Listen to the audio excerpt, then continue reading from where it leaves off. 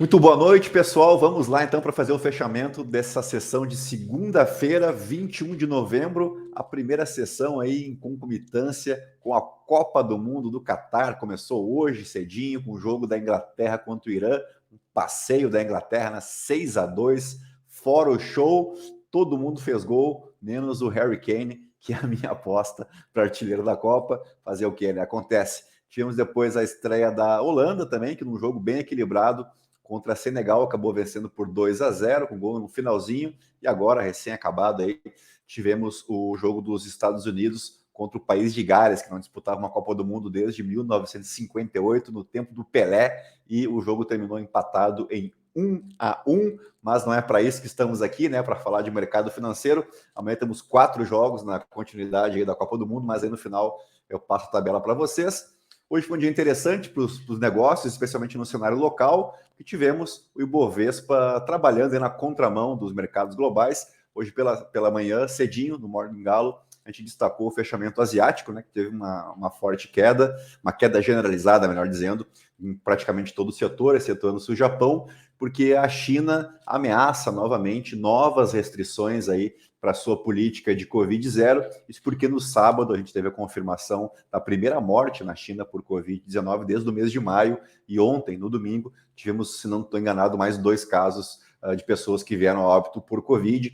A gente sabe como as medidas restritivas à doença na China, elas são duríssimas, né? Então a China está recomendando já em algumas cidades perto de Xangai uma quarentena de mais 5 dias e testagem em massa na maioria da população.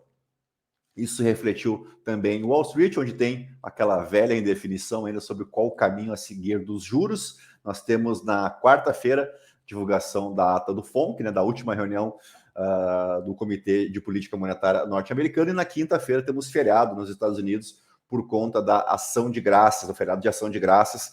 E vamos dar uma passadinha então no noticiário internacional. A gente sempre costuma trazer para vocês aqui a Bloomberg, né?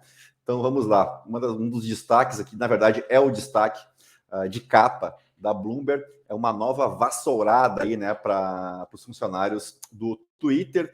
Estima-se que o Elon Musk já demitiu cerca de 5.000 funcionários, né? Esse estimado, acho que tem aqui, que o Twitter trabalhava mais ou menos com 7.000 funcionários, e agora, depois dessas 2 vassouradas aí do Elon Musk, o registro de funcionários aí está na ordem de 2.750 empregados. O Elon Musk, na semana passada, fez um apelo para que os funcionários aumentassem o ritmo de trabalho. Alguns funcionários não gostaram, e no dia de ontem outros e-mails surgiram aí informando os funcionários da demissão. Falando aqui da matéria que faz o resumo do dia, né, dos fechamentos, o destaque para o petróleo, né, que fechou o dia em baixa hoje, mas eu queria destacar aqui essa matéria do BMC News, que detalha um pouco melhor. Na verdade, a Arábia Saudita, segundo algumas fontes, estaria ensaiando um aumento na sua produção. A Arábia Saudita, que integra a OPEP, né, faz parte dos países que integram a OPEP. Na semana passada a gente falou que o Iraque planeja aumentar a sua produção diária também, mas isso para 2025, pois a Arábia Saudita, em tese, estaria planejando aumentar a sua produção a partir do mês que vem já, e eles já produzem atualmente 10 milhões de barris de petróleo por dia, são os maiores produtores da OPEP, e a OPEP é responsável por 30% do petróleo bruto no mundo, né? Então são dados que realmente impactam bastante. O governo saudita desmentiu a notícia, mas o mercado não engoliu muito bem a história, ficou apreensivo. Então o petróleo, melhor dizendo, respondeu hoje caindo, tá? E ainda mais a questão lá da China, né? Se a gente tiver mais medidas restritivas, isso se traduz também numa diminuição da oferta pela commodity. Vamos seguir aqui no BMC News. A notícia que movimentou o mercado nacional aqui, especialmente pela manhã, foi a da Copel, né? Companhia do Estado do Paraná, Companhia Elétrica do Estado do Paraná, que está fazendo um movimento interessante aqui no seu modelo de governança. O Estado do Paraná está através de fato relevante, ele se mostra aqui disposto a diminuir o seu percentual de participação e também no capital social. E para isso, né, deve ser feita uma oferta pública de distribuição secundária de ações ordinárias e também de certificados de depósitos de units. E a Copel respondeu hoje pela manhã, chegou a subir 21%. Eu queria trazer um assunto, até vou voltar para mim aqui. Eu queria trazer um assunto para falar com vocês hoje, que é o que está permeando o noticiário local, que envolve a política, mas também envolve economia, que é a tal da PEC da gastança, ou a PEC fura-teto, PEC Kamikaze 2, o retorno, enfim, você deu o nome que você preferir, mas o assunto teto dos gastos e âncora fiscal está sendo muito divulgado na imprensa local. Eu queria mostrar alguns números. No final de semana eu acompanhei algumas entrevistas, algumas palestras de nomes importantes na economia nacional. Vou citar de cara aqui o canal do André Roncalha, que é um doutor em economia, tem um canal bem bacana no YouTube. Eu roubei aqui alguns gráficos dele, eu queria de uma palestra que ele fez, eu queria compartilhar aqui com você. Deixa eu só botar um pouquinho maior. Aí, beleza. Bom, esse gráfico que eu tirei de uma apresentação dele, tá? E ele mostra, primeiro, a evolução da arrecadação federal, a arrecadação do governo, né? A receita líquida do governo federal. E aqui a gente tem uma clara trajetória de aumento da arrecadação federal, né? A gente teve aqui, logicamente, um evento em 2020, que foi a Covid, né, que diminuiu bastante, mas se a gente fosse ignorar aqui esse ano, né, traçando aqui uma linha quase reta, a gente vê que a trajetória é de evolução da arrecadação federal. Por que esse gráfico é importante? Porque o teto dos gastos, ele limita, né, o gasto do governo à inflação do período. Então, pode ser a inflação de junho a julho, de janeiro a dezembro, depende muito de quando é enviada a LDO para o Congresso, tá? Mas a gente pode ter um cenário como esse aqui, que mostra uma franca evolução da receita, mas o governo fica impossibilitado de usar esse gasto porque tem que cumprir a regra da PEC, né, do teto dos gastos, que diz que ele só pode gastar além, até o limite da inflação do período anterior. Então, uma das propostas, essa minuta que está caminhando no Senado, né, a minuta enviada pela equipe de transição, um dos pontos, a gente já falou isso aqui, né, que é a manutenção do Auxílio Brasil em R$600, mais os R$150 por criança abaixo de 6 anos. E o segundo ponto, lembrando que na minuta não tem nem o valor, né, o valor de estouro desse teto de gastos, tampouco o período. Né, fica bem aberta essa discussão, e hoje o senador Randolfo Rodrigues, da Rede do Amapá, sinalizou que até amanhã a gente vai receber esse texto, mas o segundo ponto aponta para uma intenção do governo eleito de obter uma autorização, né, por parte da PEC, essa PEC de transição, de que em excedendo, né, a receita líquida do governo, que 6,5% do que exceder a receita, que isso possa ser incorporado também fora do teto dos gastos, para que o governo possa criar, né, novos programas sociais, ou financiar universidades, ou merenda escolar, enfim, aquilo que está faltando no orçamento, tá? Então, por que o governo está sugerindo isso? Porque é perceptível que a curva aqui, né, que essa evolução é muito nítida na receita líquida do governo federal. E aqui a gente traz, deixa eu só mostrar para vocês de novo, a gente tem os últimos ajustes que foram feitos no teto dos gastos em 2022 pelo atual governo. Então, esse aqui era o teto original projetado pelo governo de 1,610 bilhões, e ele foi revisado em junho ou julho, se não me falha a memória, e depois ele foi revisado de novo. Então, vocês vejam que de 1,610 para 1,831, a gente tem mais de 200 bilhões de reais que já foram gastos nesse ano fora do teto dos gastos. Coincidência ou não, é o que o governo eleito está pleiteando, pelo menos nessa minuta, que eu repito, né, embora não tenha um valor fixo estipulado, os economistas fizeram alguns cálculos, né, então seria 175 bi dessa manutenção dos R$600, mais o pagamento de R$150 por criança abaixo de 6 anos, e esse incremento na ordem de 6,5% daquilo que exceder a arrecadação federal, que se estima aí que daria mais 20 e poucos bilhões, totalizando assim, então, os 200 bilhões pleiteados aí pela equipe de transição. Eu trouxe algumas notícias para refrescar a memória de vocês, que o brasileiro costuma ter memória curta, né? Então, em 1º de julho desse ano, o Senado decretou um estado de emergência para que fosse possível, né, ampliar os benefícios sociais, e aqui entrou aqueles R$ 1.000 dos caminhoneiros, a manutenção dos R$ 600 do Auxílio Brasil até o final desse ano, e isso aqui só foi possível porque o governo pleiteou esse estado de emergência que está aqui. Eu sei que talvez não esteja muito claro para vocês lerem aí, tá? Mas é só um recorte de notícia mesmo. E aqui mais uma lembrança que o atual governo, né, com a PEC Kamikaze, que foi essa aqui, né, através desse estado de emergência, se promulgou a PEC Kamikaze, que é essa que concedeu benefício a caminhoneiros, a motoristas de aplicativo, que manteve os R$ 600 até o final do ano. E essa foi a quinta alteração, né, a quinta revisão no teto dos gastos, só no atual governo. E aí chegamos aqui, ó, os 213 bilhões, que é aquela diferença que a gente está vendo aqui, né, mais ou menos. Aqui eu queria trazer o parágrafo do artigo 73 da Lei 9.504, que daí explica por que o Senado votou aquele estado de emergência. Ó.